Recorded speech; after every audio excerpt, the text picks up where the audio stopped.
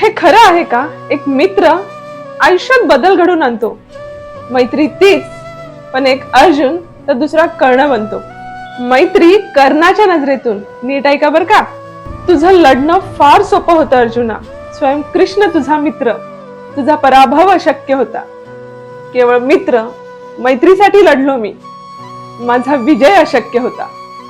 देव, दैव, गुरु, माता, सृष्टीच्या प्रत्येक चराचराने तुझ्या विजयासाठी संधान केलं.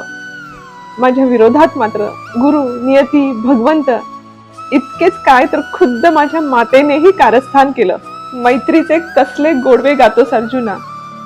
धर्म विजयासाठीच तुझी कृष्णासोबत मैत्री होती. कहर बघ माझ्या मैत्रीचा. मैत्री धर्म निभावणं हीच माझी नियती होती.